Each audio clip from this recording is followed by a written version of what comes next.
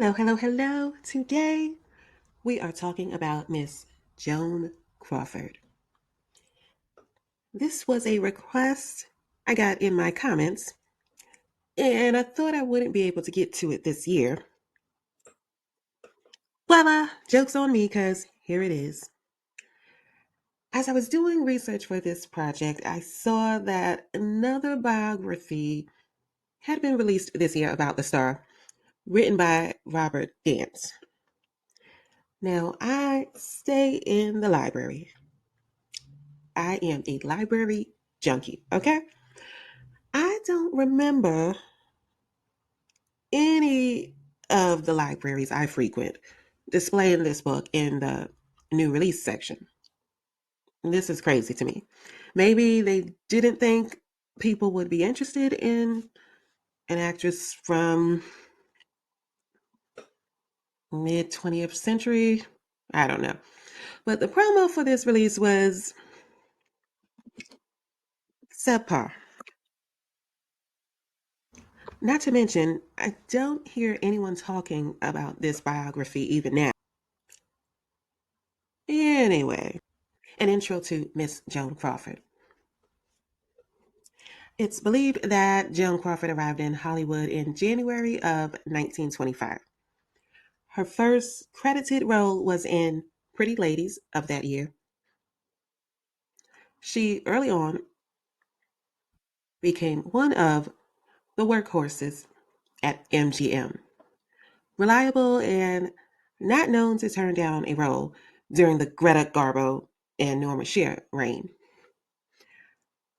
Her notable works and awards include Mildred Pierce in 1945. This happened to be a critical and commercial success for both the actress and Warner Brothers. Warner Brothers had just signed her after she left MGM.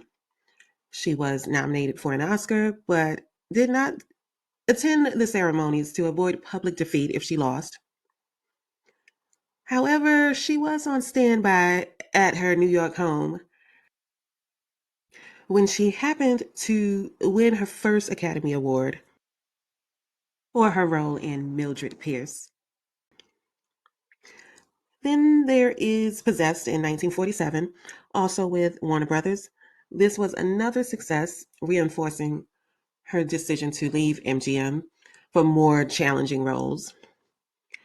And lastly, Whatever Happened to Baby Jane in 1962 with Betty Davis. This was at the peak of their rivalry. Hello, my name is Tamika, and whether you stumbled upon Junkie for a story or are here by intention, thank you for stopping by. I hope you enjoyed this episode, and if you do, please give it a like and subscribe by the end, and don't forget to click the bell to turn on notifications. That way you won't miss out whenever I release new videos. In this episode, I reference the biography Ferocious Ambition, Joan Crawford's March to Stardom by Robert Dance. There will be a link in the description for this book if you're interested. And now, back to the video. Joan Crawford's brass personality is what made her stand out in a crowd of knockouts. She made her celebrity persona like a business. She was thoughtful and calculated in how she portrayed herself in the papers, magazines, and to her fan base. She had an active, attention drawing social life, and as biographer Robert Dance puts it, she made sure anyone who could help her promote her career had her telephone number. A smart woman she was. There are a slew of biographies about the alluring Joan Crawford, but the latest release concentrates on her Hollywood career. Her ambition and drive superseded aspirations to start a family, and she sacrificed her marriages, all for her rise and domination as a leading lady in Tinseltown. There are many run ins celebrities have had with the legendary Joan Crawford, albeit a battle fought in the press, as was the case with Marilyn Monroe and Elizabeth Taylor, or a face to face matchup with Betty Davis, or having it out over the phone. One battle with another star that comes to mind is the time when Joan Crawford, the mature aged actress, tried to convince the younger and assumed to be naive actress Lana Turner to break up with the guy they were both dating. Joan was known to be a master puppeteer, however, Lana Turner was not falling for her script. As told in Lana Turner's autobiography, one day I got a phone call from Joan Crawford. Greg had taken me to several parties at her house, but I didn't know her well. Those parties were all the same. After dinner, the guests would be herded into a projection room to watch movies. I was surprised and intrigued by her call, but even more by her request. Lana, dear, she cooed, I wonder if you'd drive out to my home. I'd like to talk to you about something very important. When I arrived, she greeted me cordially and fussed over making me comfortable. Now, darling, she began, I'm a bit older than you, and so I may know some things you haven't learned yet. Like what? Lana asked, thinking that she was quite a bit older. Well, dear, when you're young and you see things a certain way, but that's not always how they are. As you get older, you realize that life can be very complex. She continued rambling as I grew more and more fidgety. Finally, I interrupted. Joan, what are you trying to tell me? Well, darling, I feel it's only right to tell you that Greg doesn't love you anymore, that he hasn't for a long time. Ilana said I could only stare at her, too stunned to speak. Joan continued, I couldn't let you go on hoping, believing, because you see, Greg wouldn't tell you. Darling, you've simply got to know that what Greg and I have is real, and it's been going on for a long time. It's me he truly loves. Lana said she gave me a direct look and her eyes hardened. But he hasn't figured out how to get rid of you.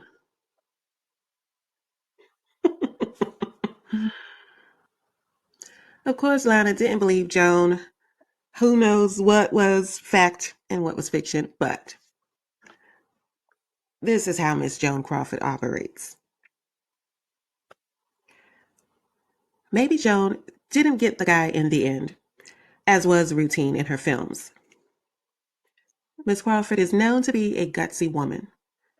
She is ferocious but insecure, ambitious, and romantically inclined. However, she never mastered the art of wanting and needing a man while still being an independent woman. In this latest biography, Robert Dance concentrates on the screen legend's ferocious ambition that drove her to stardom. She wasn't the prettiest nor the most talented screen star, but she knew what her strengths were and how to make them overshadow her shortcomings. One thing about Joan is that she knew how to play the cards she was dealt. When she came to Hollywood, she didn't even want to be an actress, believe it or not. Instead, her aspirations were to be a dancer. Once she saw acting as an avenue for stardom and financial security, she began taking the business of film seriously.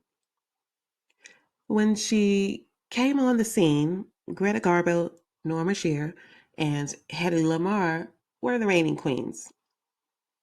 Crawford watched with impressed eyes as they navigated their careers with finesse and feminine delicacy, which was essential in those days.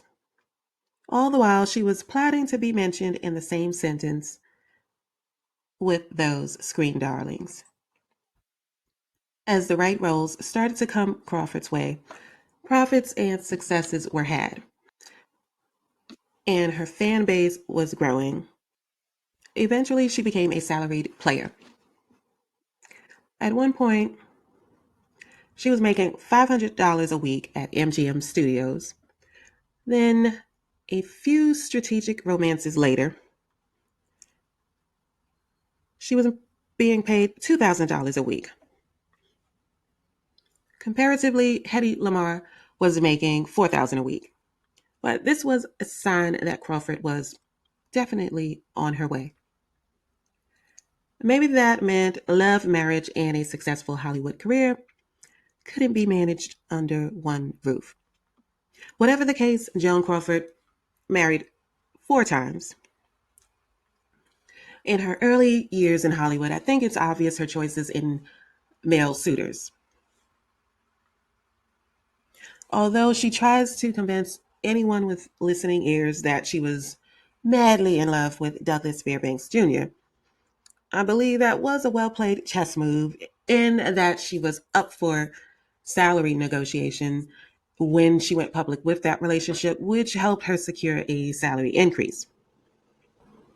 Whatever the case, they married, although Fairbanks Jr. was a couple of years younger, and that may explain his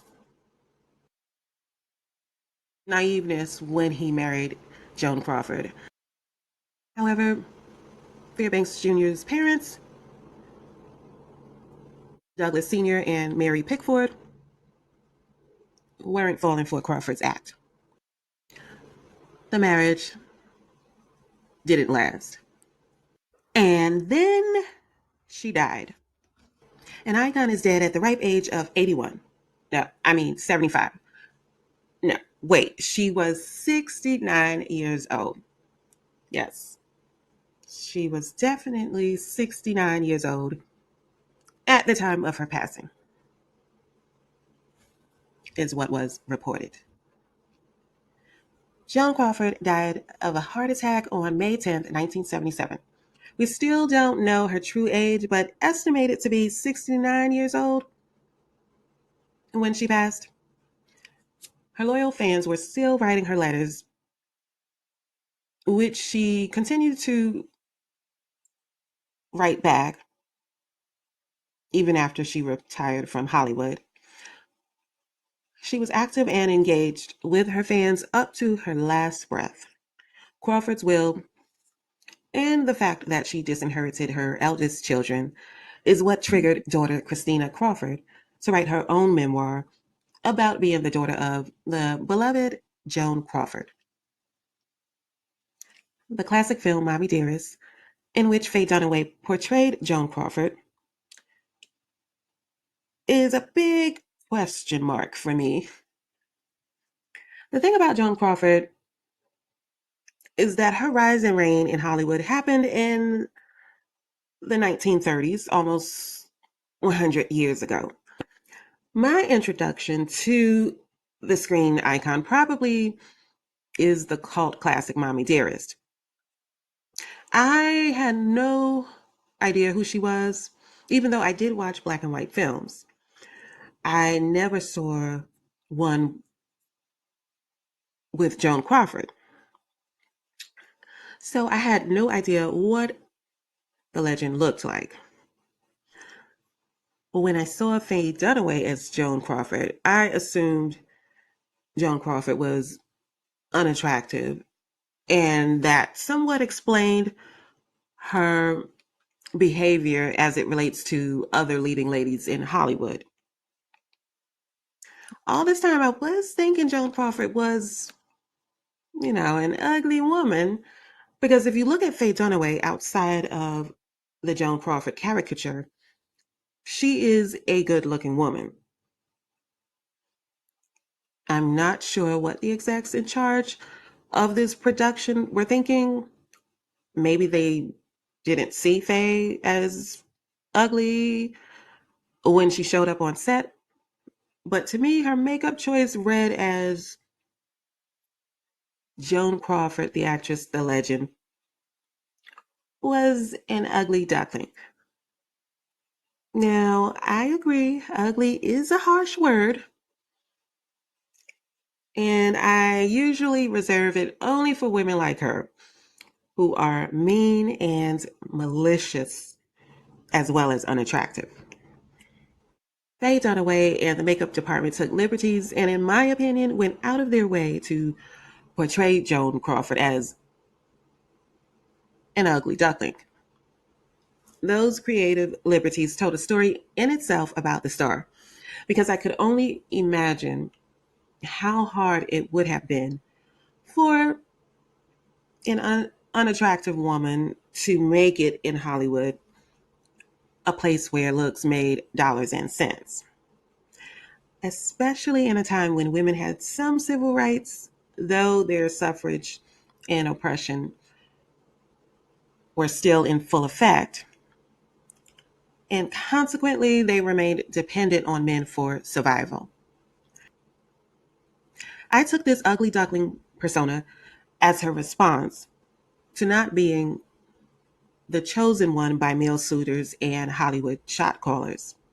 Again, I was not familiar with this star's history. I doubt I'm the only one who knew the star by way of Mommie Dearest and therefore drew those conclusions. All of what I saw portrayed in the film, I rationed, was a result of her being an ugly woman and having a hard time in Hollywood. Then I finally saw a Joan Crawford film. It was The Women from 1939. Could not believe my eyes.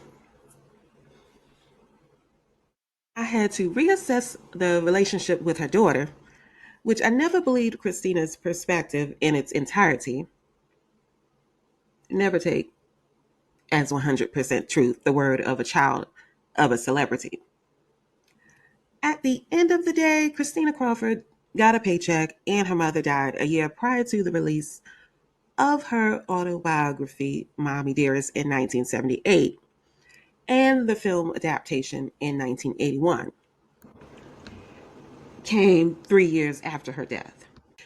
Now, I'm not saying that it's all a lie, but in the latest biography, Ferocious Ambition, Joan Crawford's March to Stardom, it talks about Crawford's professional and personal relationships that she maintained throughout her life and career.